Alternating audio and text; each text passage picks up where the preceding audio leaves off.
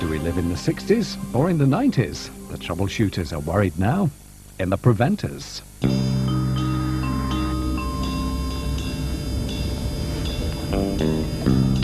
And in the House of Commons today, the Minister for Television, Sir Norman Quimby, made a speech outlining plans to review restrictions on ownership of broadcasting companies.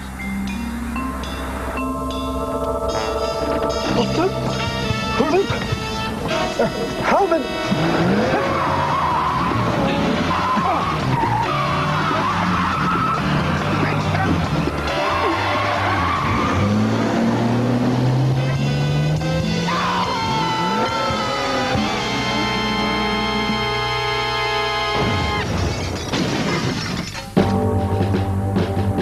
Television, that's the key. Someone somewhere is using television to brainwash the population of this country. Look around you. Everything has reverted to exactly how it was in the 1960s. 60s clothes, 60s cars, 60s music. We're not sure how this is being done, or why, or where, or by whom. All we know is it must be prevented. Only we have remained unaffected, and we have a plan. Take 3 ordinary citizens, create an elite team of international troubleshooters, the preventers.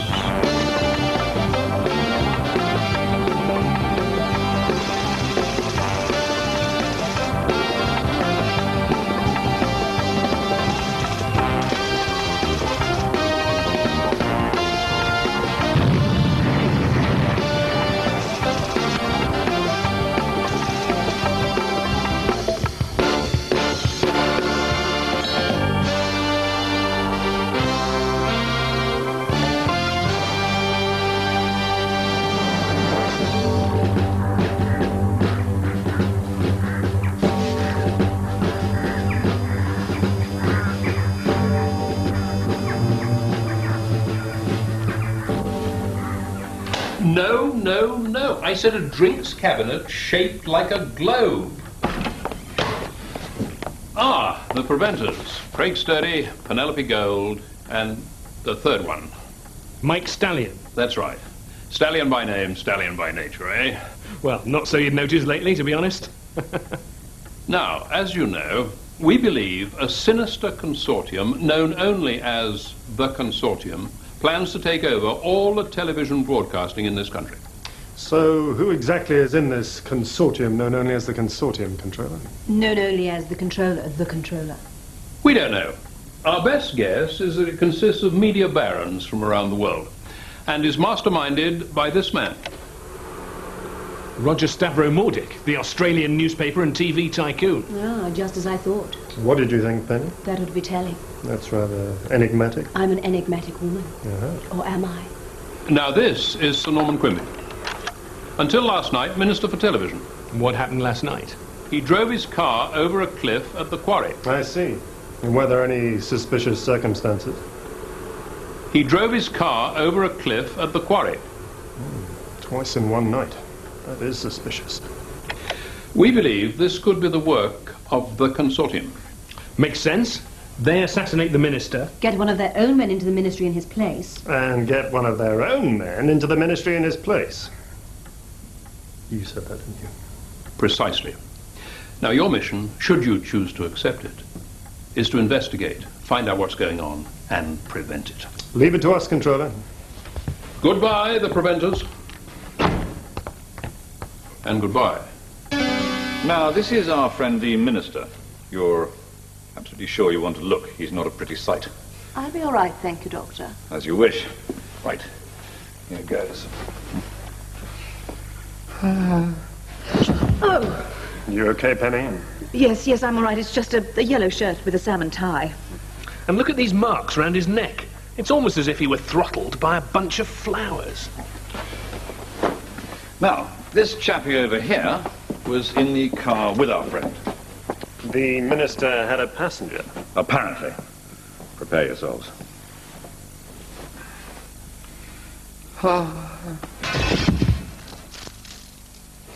Flower power. So, was the minister strangled before the crash? Perhaps this will tell us. Sir Norman Quimby, male, Caucasian. Initial inspection shows the body to be very clammy and Caucasian, was he? Looks like we'll be on the next flight to Caucasia. And what do we make of this? A purple flower. Stamped on the hand of a dead man.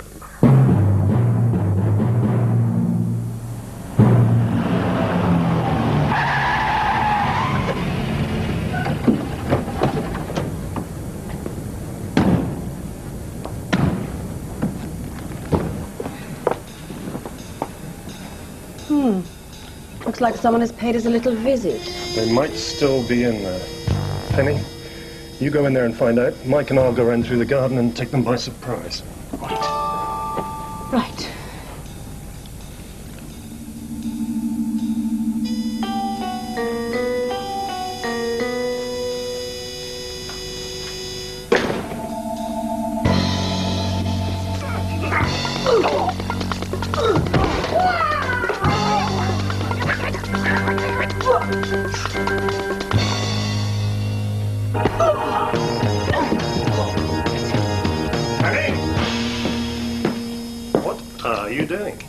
The hippie shake. What kept you?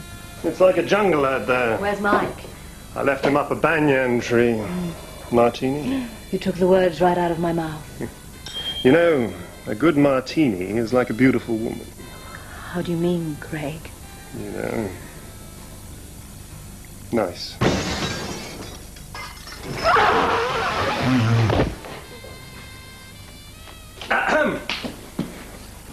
I'll just get some ice. And sit in it for a quarter of an hour. I didn't realise you and Craig were having a bit of a thing. Nonsense. Our relationship is purely enigmatic. Spelt S-N-O-G. Well, looked like things got a bit hairy in here just now. Oh, I saw much worse when I was in Nam. You were in Vietnam? No, when I was in, Totnes at an international hairstylist convention. So, these hippies were sent here to kill us. Apparently. Hey, look. The same flower stamp on his hand. And this one's got it too. Popstock. He has, look. No, I knew I'd seen that design somewhere before. It's the logo for Popstock. Popstock. International Pop Festival. To be held in the grounds of Belvoir Hall, ancestral home of Lord Timothy Belvoir in Hampshire. What do we know about this Lord Timothy Belvoir? One, he runs a large publishing empire which publishes dozens of newspapers and magazines, including this one. In other words, a prime candidate for the consortium. B, the headquarters of his organization is in Paris, France. And fifthly, it seems our hippie chums have all recently attended a pop festival in the grounds of his country house. I see. Not a lot to go on. So, Gay Paris, the most romantic city in the world, and Popstock, a filthy, stinking, louse-infested hippie pop festival. We need to split up. Mike, can you speak English? Yes. Right, you get yourself down to Popstock. Come on, Penny. Ah, Paris in the spring. Smell that sea air. And isn't that the famous Mouton Rouge? Garçon, 2 cafés au lait. Oh, really? What's the matter? Oh, nothing. But I think you'll find olé is in fact a Spanish expression, commonly used at bullfights. Poor bloke must think you're a complete idiot. No, au lait means with milk or milky. Oh, does it? I hardly think several thousand Spaniards are likely to sit around shouting, with milk, or milky, at someone being chased by a bull. What about Belvoir? Isn't it time we paid him a little visit? All right, come on then. What about our coffee? Somebody order coffee?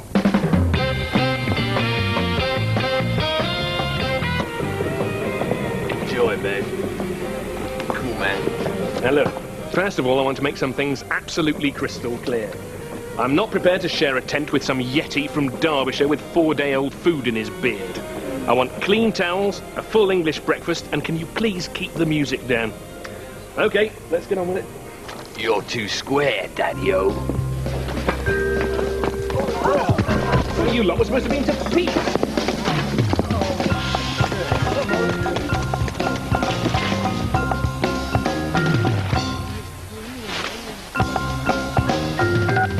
Hello, Craig? This is the voice of the Mysterons. There's nobody in at the moment, but if you leave your rank and color, we'll destroy you as soon as we get back. Wrong number. Bloody thing. Ah, here we are. Belvoir Enterprises, 3rd floor. Bonjour. Bonjour, nous on Bonjour. Bonjour, oui. Voici la maison de Monsieur Belvoir. Aujourd'hui, Monsieur Belvoir n'est pas là. Écoutez et répétez. Aujourd'hui, Monsieur Belvoir n'est pas là. Aujourd'hui, Monsieur Belvoir n'est pas là. Eh bien, où est Monsieur Belvoir? Alors, il est allé à Monte-Carlo.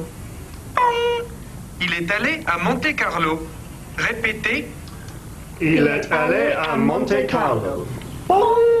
Il est allé à Monte-Carlo. So, Craig, how's your 21? My what? Oh, my blackjack. It's almost cleared up, thanks.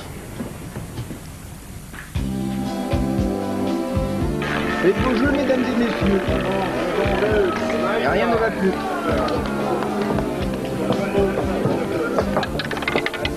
Bonjour, mesdames et messieurs. That's Belvoir over there. Hey, that's interesting. Isn't that Roger Mordick with him? Which one's Mordick? He's Australian. He's the one with the corks round his hat, the didgeridoo, and the kangaroo on a lead. Wallaby. That's very kind. I'll have a dry martini, thanks. Now, we all know the plan. Craig, you go and surveil over there. Hello. The name's Sturdy. My friends call me Craig, but you can call me darling. Timing is all important, right, Penny? So let's just go down. Leave me alone, you nasty man! Wait, not yet. Oh, how I wish someone would rescue me from this cheap playboy who keeps pestering me. In return, I would do anything, like spend the weekend in his stately home, even. Is this man causing you any trouble? Yes, him. Alphonse! Albert! This gentleman is just leaving. Twist. How can I ever thank you? You could start by joining me for crabs. Perhaps I'll just wait here till you get back, Mr. My card. Lord Timothy Belvoir St. Nash. It's pronounced beaver snatch. You're pulling my leg. No, really, my name is Lord Timothy Beaversnatch. My friends call me Tim, but you can call me Darling. Oi! Twist. So, tell me, my dear, what's a beautiful girl like you doing in Monte Carlo? Oh, this and that. An enigmatic woman. Maybe I am, maybe I'm not. Drink? Perhaps. My usual bonsoir. And for the lady...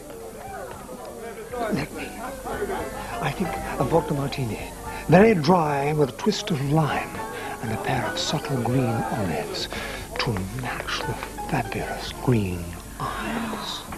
Very good, Lord Tim. Very good indeed. And a packet of smoky bacon crisps, por favor. Twist. Monsieur? Hmm? Monsieur, your score is now at 217. Not really my game. Want to get your clock looked at, monsieur? Voila. But of course.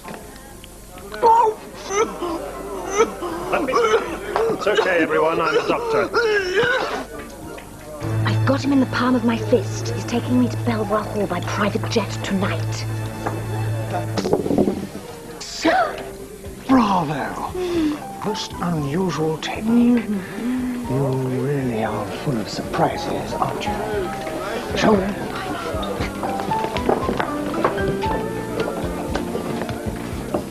Beaversnatch, it seems your hippies are not as reliable as you thought. Well, I'll just have to finish the job myself.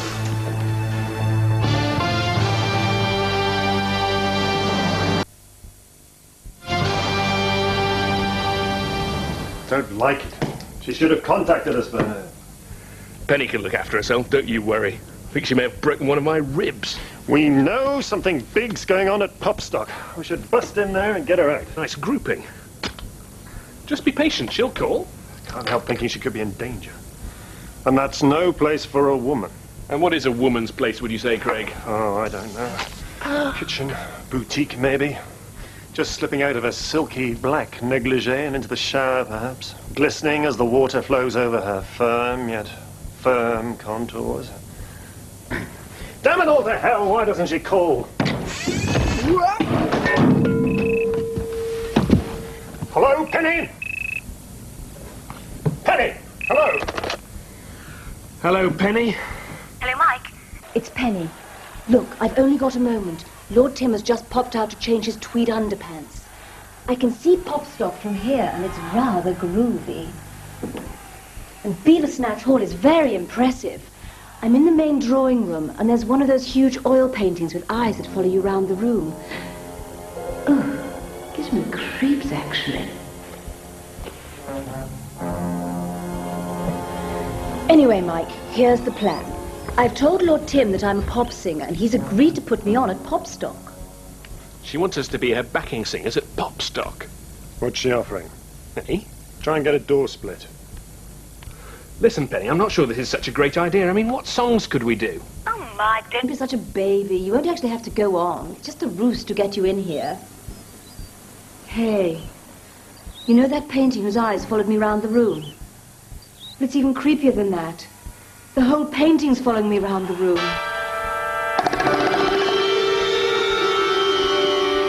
Thank you, Popstock. We love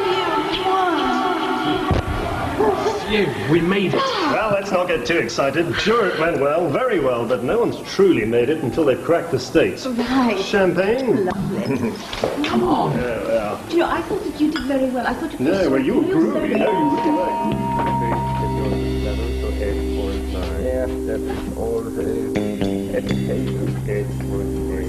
So, Herr Doctor, all the hippies have been turned into deadly assassins? You are all, Fritz. All we're waiting for now is a victim. Germans. Yeah, but they're speaking English. What a bit of luck. What are they looking at? Can you see? It seems to be Popstock on a TV monitor.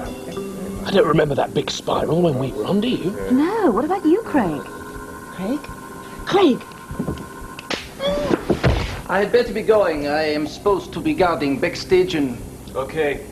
Don't forget your safety goggles.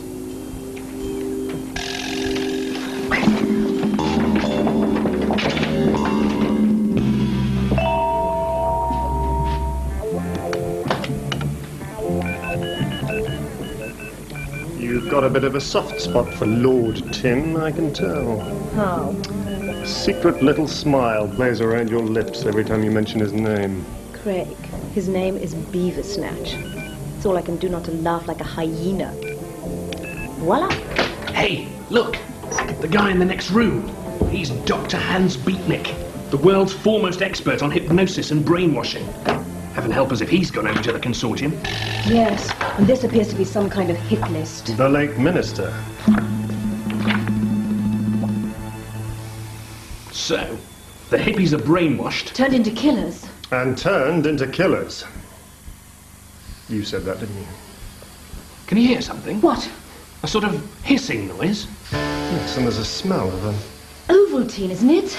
They're trying to put us to sleep. Quick, the door! It's no use! It's locked! Must stay awake. Must combat the effects of Ovaltine gas. Must stay awake.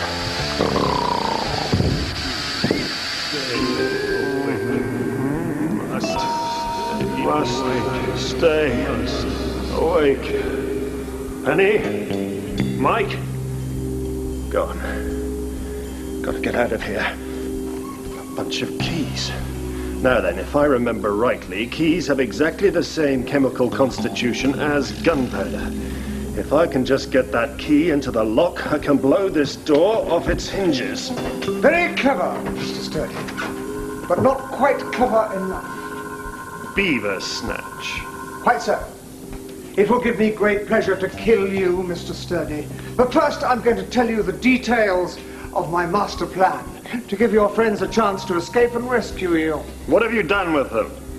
Mr. Stallion and Miss Gold are in a chamber that fills up with water to their chins, then empties a bit, and then the next time you look, it's up to their chins again.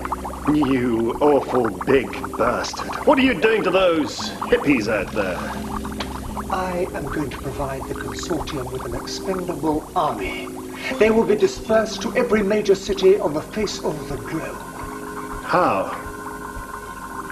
Backpacking mostly. You're mad. Quite mad. You know that, of course. You see, each hippie is like a missile. Prepared, primed, and armed. All I have to do is choose a target. The controller. I mean, a complete stranger. One brain to wash on full spin cycle. Ah! Must reverse polarity. Must reverse.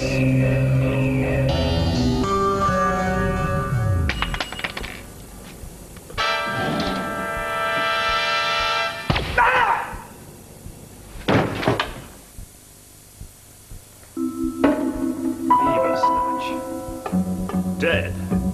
I must have reversed the polarity. That's a bit of luck.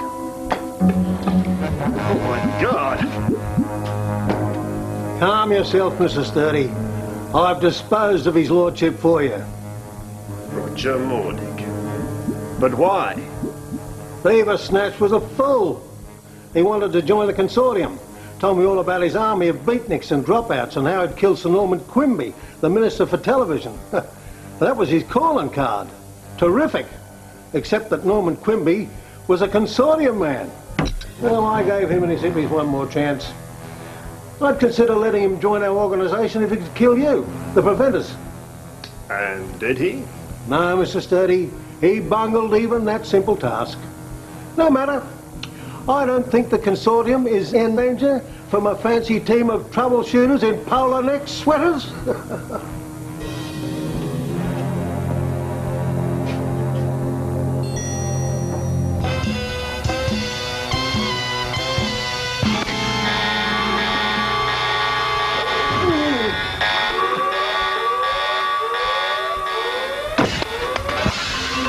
Don't worry, Craig, it's not a problem. Not. The cave. Did you get it? Well, yes, that's very good. Yes, that's... Just untie him, will you? I don't like the look of all this. Oh, yes, I meant to say, this whole place is about to blow in 3 minutes. 2 minutes, 59 seconds. 2 minutes, 58. Yes, come on, let's go. How long to go, Mike? 5 seconds. 4, 3. How long before she blows, Mike? 4 seconds.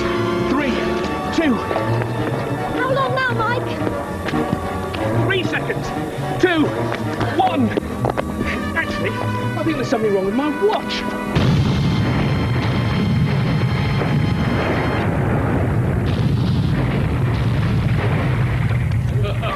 Of course, Mordig escaping means the consortium is as dangerous as ever. And there is much work for the movement yet to do. But I should say, round 1, the preventers. And remember, Controller, prevention is better than cure.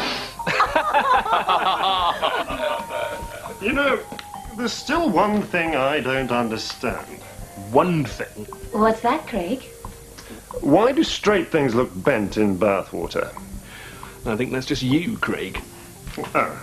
Okay, chow down, everyone. This is a little dish I created in your honour, Controller. Oh, how charming. It's called Movement Pie. Well, what an oddly unappetizing name.